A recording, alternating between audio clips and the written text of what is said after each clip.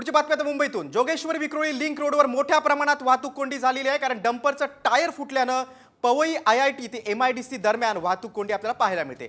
पवईकडून जोगेश्वरीच्या दिशेने जाणाऱ्या मार्गावर मोठ्या प्रमाणात ट्रॅफिक जाम झाली आहे। गेल्या 3 तासांपासून या मार्गावर आता वाहनांच्या लांब रांगा लागलेल्या आहेत। डंपरचं टायर फुटल्यानं प्रचंड वाहतूक कोंडी झालेली आहे। गेल्या 3 तासांपासून हे चित्र आहे। पवईकडून जोगेश्वरीच्या दिशेने जाणाऱ्या मार्गावर मोठ्या प्रमाणात वाहतूक कोंडी झाली। आपण दृश्यामध्ये बघू शकतो की किती लांब वाहनांच्या रांगा लागलेल्या आहेत। अगदी वाहतूक पूर्णपणे मंदावलेली आहे।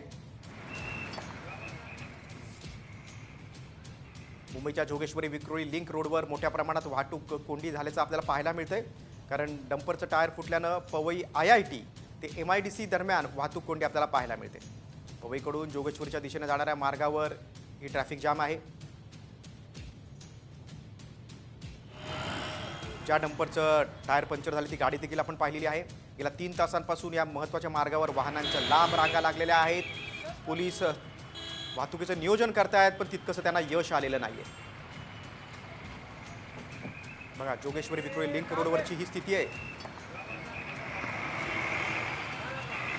छोटी वाहनं, अवजड वाहनं सगळीच या रोडनी जातात।